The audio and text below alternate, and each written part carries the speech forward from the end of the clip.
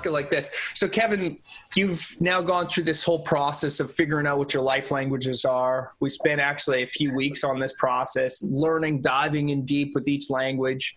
How do you feel the benefits for you are personally and as a leader in a growing business? Well, I think definitely personally, understanding yourself and understanding the way that the way that you can communicate to others, and the way, especially for me, the distress flares. When my distress flares are happening, and the distress flares are more prevalent than the definitely than the proactive stuff. It's not very good for somebody's personal life, and especially in certain examples for mine. So definitely learning for myself, teaching myself and learning about how these things apply to me, and trying to make myself a better person for those around me. And certainly that applies to leadership in any organization, especially for my business, when I can identify in others their life language and use the skills and the abilities that I've learned through this process to be a more effective communicator, to not only get more out of myself and my organization, but also the individuals within the organization. It's certainly a valuable exercise that I'm glad that I went through. That's amazing, man. Right on. Cool. Hey, thanks for that, buddy. Woohoo. You're welcome. There's no doubt. There's no more better example than with myself. And for, prime example is getting home last night off the airplane, and I get home and I got to clean the house. Like, I got to tidy it up. I got to put the kids' toys away. I got to, fix the cushions on the couch. I got to make sure the kitchen's clean. It's just that it's getting it finished. It's getting it to the point where I can sit down and relax. And I mean, it comes up every time I go away, and every time I come home after a couple days, like that finishing, that doer, getting it done aspect of me just comes out full force. So that's awesome. One. Where are we at here? Shaper. Can I use examples of myself again? You can. As I tell you, that's even just having conversations at this conference over the last couple of days about vision for the future. And for example, to be real specific, battery backup technology, and that's starting to become kind of a thing with the Tesla Powerwall and electric vehicles and that whole ecosystem, right? Part of this conference, it came in a little bit, but it really wasn't a big part of it, where people were having kind of side discussions about, do they really get what's happening behind the scenes? And I'm kind of one of the ones that's usually driving those discussions about the vision of the industry, and we need to start thinking about these things now, and integrating that plan into my energy in order to be prepared for it. So super relevant over the last couple of days with some of this battery technology discussion for sure. And it's an easy one because obviously I'm high on that one for. And it sounds like it's not just been relevant, but it's actually been really beneficial. Yeah, for sure. That's awesome. I've used each of the 7, Scott, but I definitely or noticed. Okay. Yeah. Okay. So we're going to get you to be specific, and just can you give me 1 second? I'm going to give my son a hug goodbye. Yeah, for sure, buddy. This is my son Josiah. Hi, bud. Hi. You want to say hi to Kevin? Hi. Nice to meet you. To meet you. There he says. Hey, buddy. How are you doing? Good. You just going to school? Yeah. All right. Well, you have a good day, okay? Okay. Say bye. Bye-bye. See you later, buddy. Okay, see you. When are your new tables? I'll put them on soon. Okay. All right. Bye. Okay, see you. Bye-bye. Close the doors, both of them. Thanks, bud. Awesome. Oh, that's cute. Yeah, that is awesome. What grade is he in? He's in grade 2. Yeah. Cute. He's the soccer player that I was telling you about. Cool. Yeah, he's great. It's funny, because he has to say hello, goodbye, like before and after school. My Yep. Nehemiah is like if he's in the moment. Like my little Nehemiah is like the little influencer. He's so Sure. picking it up already. Sure. And like he's jumping and just like, but he's a bit of a responder in the moment. If he feels like it, he will. Yeah. And hey, yeah, I do.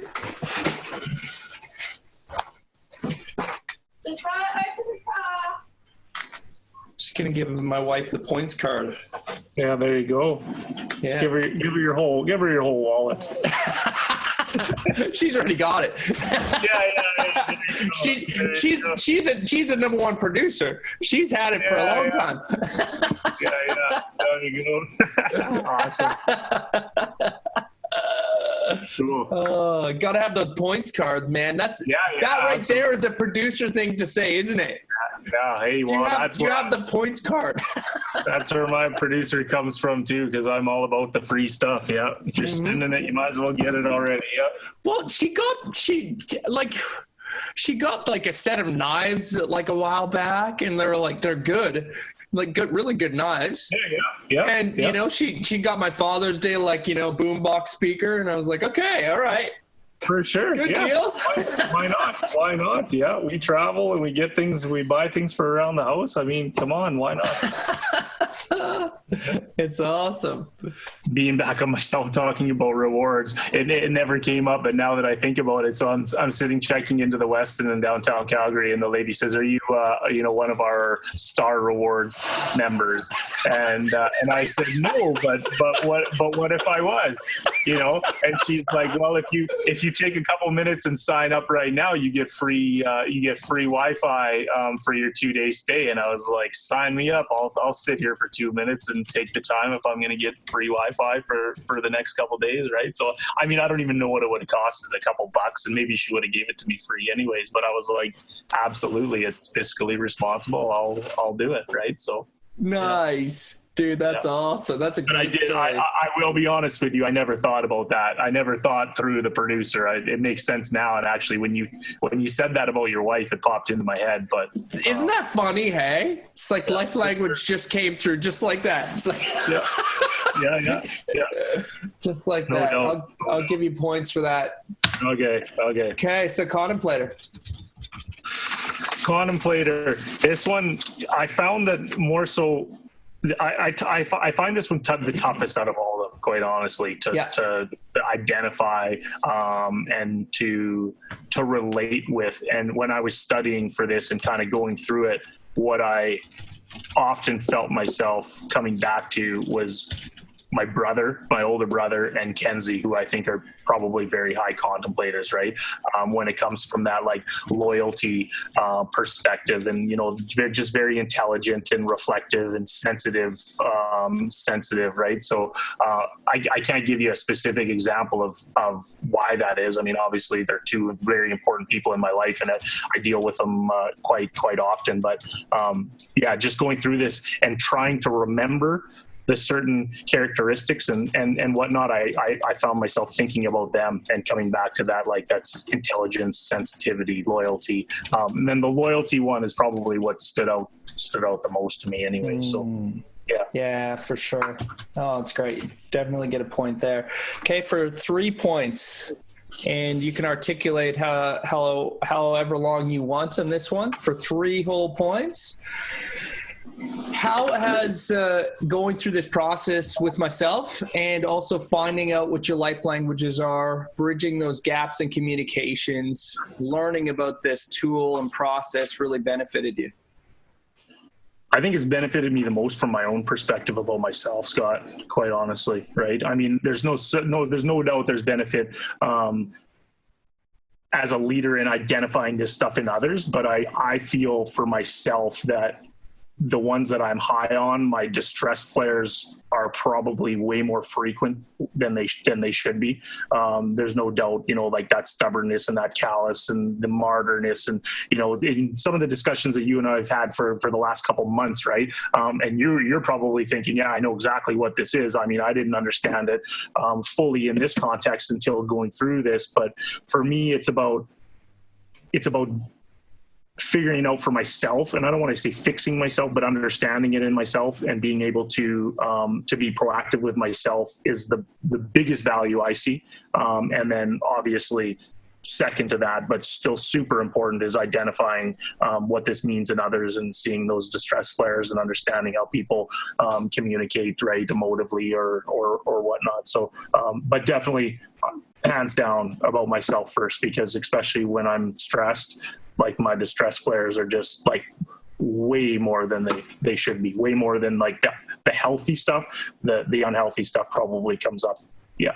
And again, with the people that I care about the most, right? There's no doubt that that's, which is one of the more motivating things to try to fix, because it's not, I feel it's not, it's not fair to them.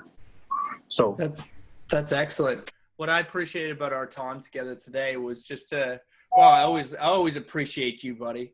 You have so much lightness, and we laugh a lot in our connection, so that's always good, right? Yeah. That's always good. And how about that story? That just made my day. Sure. That's good. I should send you the picture. Please. Yeah. I'll send that to you, buddy. Well, my buddy took a picture, and I think he might have a little clip of a video or something when I was hooking up the rock truck with the, with the tow ropes and all the rest of it. So yeah, pretty. Oh, that's awesome. I'll send it to you. Cool. Love to see that. That's it. That's a great analogy for life, man. Yeah.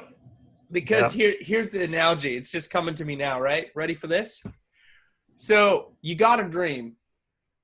Kevin's got a dream. It's like, I'm going to plant some veggies.